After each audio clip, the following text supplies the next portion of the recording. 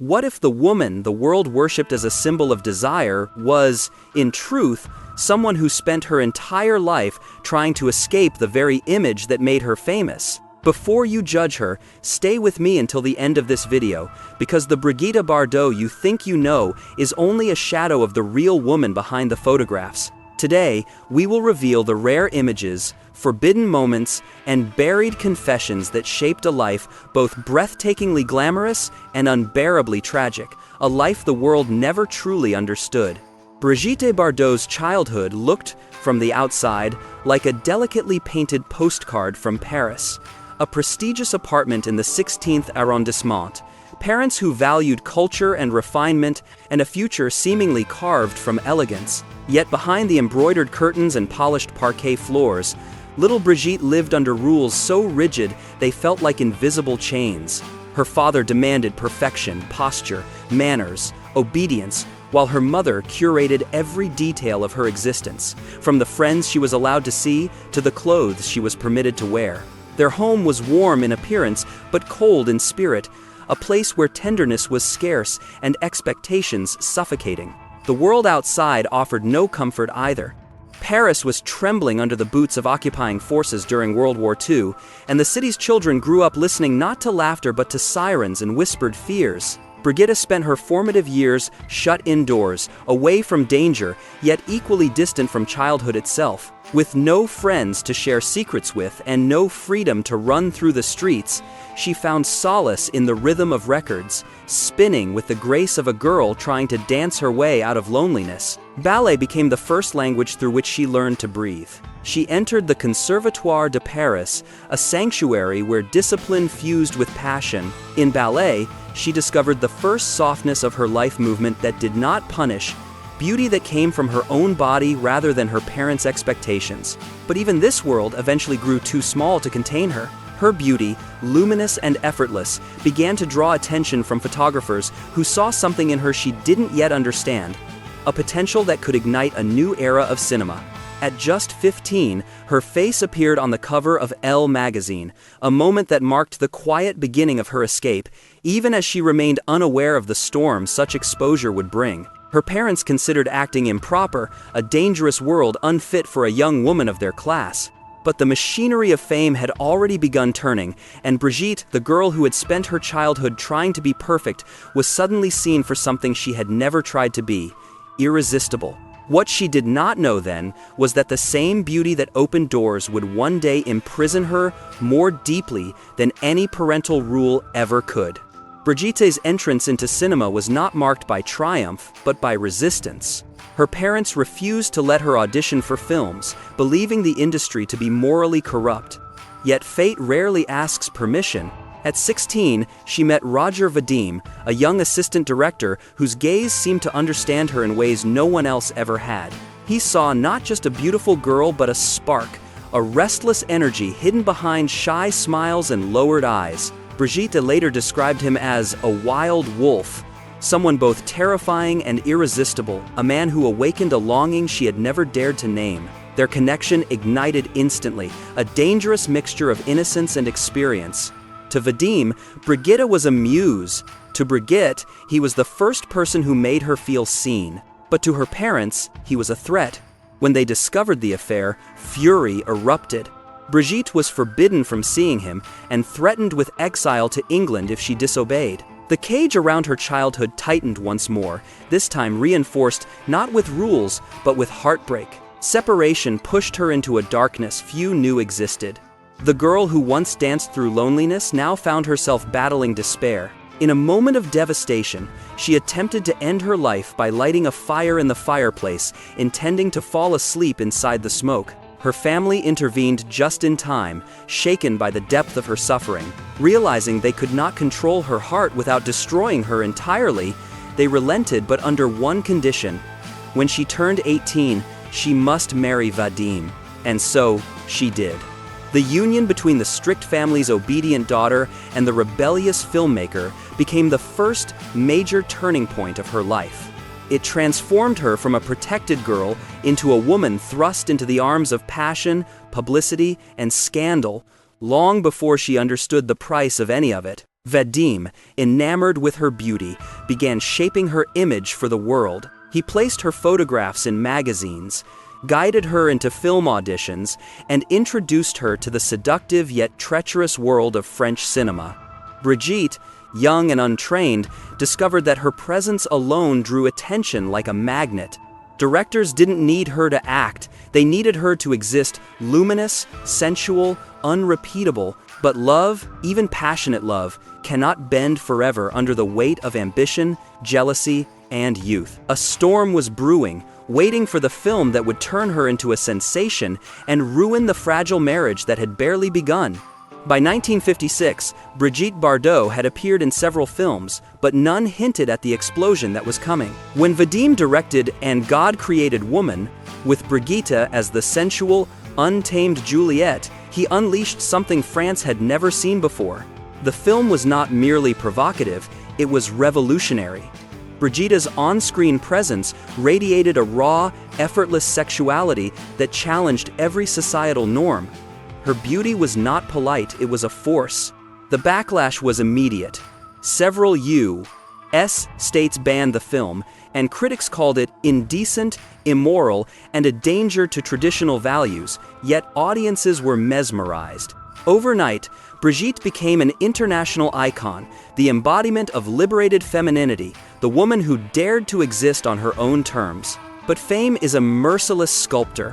While the world adored her, her marriage with Vadim disintegrated under the weight of incessant rumors and infidelity on both sides. During filming, Brigitte fell deeply in love with her co-star Jean-Louis Trintignant. Their affair, impossible to conceal, brought her marriage to a quiet but inevitable end. Vadim, who had shaped her into a goddess, was now losing her to the very world he introduced her to. This was the moment Brigitte's image, the sex kitten, the rebel, the cinematic enchantress fused permanently with her identity. She didn't just act the part, she lived it, even when it tore pieces from her heart. Fame sharpened her into a symbol, but the woman beneath the symbol began to fracture. Her newfound liberation came with a cost, a growing loneliness she didn't yet know how to face. And instead of finding peace, Brigitte sought refuge in emotions too intense, relationships too chaotic, and desires too fleeting to heal anything for long. The world saw a goddess rising. Brigitte, however, felt herself falling. With her first marriage dissolved, Brigitte plunged into a series of romances that captivated tabloids and fascinated the public. Men of influence, talent, and wealth gravitated toward her like moths to a flame. She loved freely, openly, and recklessly, and she refused to apologize for any of it. She once said she had relationships with dozens of partners, men and women alike, during those turbulent years. To some, she was a symbol of liberation. To others, a threat to moral order. But to Brigitte, these affairs were attempts to fill a void she had carried since childhood. Her second marriage, to actor Jacques Charrier in 1959, marked a turning point, not of joy, but of tragedy. When she became pregnant, the world celebrated. Brigitte did not. The thought of motherhood terrified her. She felt too young, too unstable, too fragmented to care for another life. She described pregnancy as a prison, a moment in which she felt she was facing death. When her son Nicholas was born, she felt nothing. The newspapers saw a glamorous mother. Brigitte felt only panic. She struggled to hold him, avoided him, and confessed to friends that she didn't know how to be a mother. Her marriage collapsed within 3 years. The emotional fracture between Brigitte and her son grew deeper with time. When he reached adulthood, he read her memoir, where she described her unborn child as a cancerous tumor. The words were unforgivable. Nicholas sued her for emotional damage, and the court ruled in his favor. The settlement was significant, but its weight was nothing compared to the guilt Brigitte carried. Throughout these years, her affairs multiplied, each bringing passion but never permanence. Men adored her, worshipped her, envied each other for her attention, yet none provided the safety she longed for. Her beauty, the very force that lifted her to stardom, had become both her blessing and her curse. It brought her endless love stories, but no lasting love. The more adored she became, the more alone she felt. Among the dozens who dreamed of her, a few left indelible marks on her life, none more dramatic than Günter Sachs, the German millionaire whose flamboyant gestures seemed drawn from a Hollywood screenplay. Their romance was instant, explosive, and larger than life. Days after meeting, he sent a helicopter over her home to shower 1,000 roses from the sky, an act of devotion so extravagant it stunned even Brigitte. They married in Las Vegas after knowing each other for only 2 months. The world marveled at the glamorous union of two magnetic icons. Yet beneath the glittering surface, Brigitte's restlessness persisted. Within days of returning home, she began an affair with British entertainer Mike Sarney, repeating the cycle that had haunted all her relationships. Sachs had given her a fairy tale, but Brigitte had never been able to live in fairy tales. Their marriage ended after 3 years, though Sachs later confessed that a year with Brigitte was worth a decade with anyone else. Another profound connection emerged during her collaboration with Serge Gainsbourg, the enigmatic musician who composed some of his most intimate works for her, including Je t'aime, moi non plus.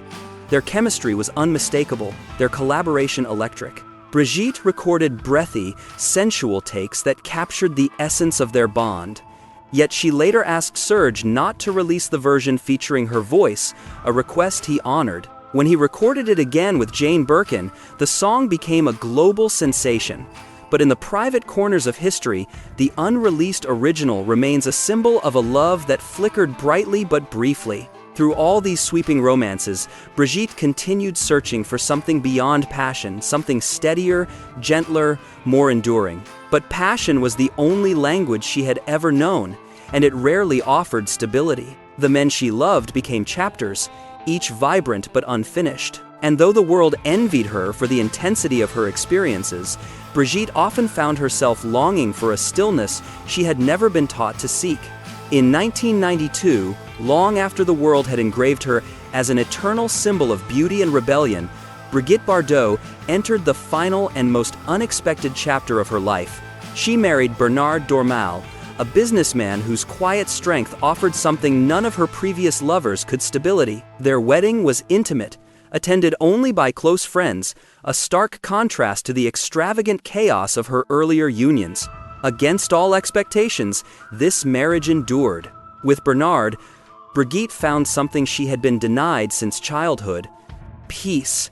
She withdrew from cinema, abandoned red carpets, and turned her energy toward a cause that would redefine her legacy. After decades of being viewed as an object of desire, she refocused her life on defending those who had no voice, animals suffering in silence. Her activism was fierce, relentless, and deeply personal. She sold her jewelry, her belongings, almost everything she owned, to fund her foundation. In Saint-Tropez, far from the flash of cameras, Brigitte reinvented herself.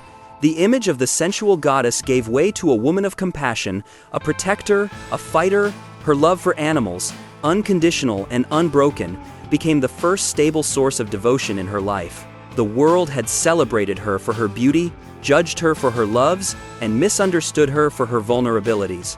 But time, as it often does, softened the narrative. The scandals faded, leaving behind a portrait far more intricate: a woman who survived fame, desire, heartbreak, motherhood, passion, and despair, and emerged with a soul still capable of immense love. Who would have imagined that the rebellious girl who once set cultural fires across continents would one day dedicate her life to tenderness? Brigitte Bardot did. And in this transformation lies the true story the world rarely tells. Behind the icon was a woman who spent her entire life searching for meaning, only to discover it not in the spotlight, but in the quiet refuge of empathy.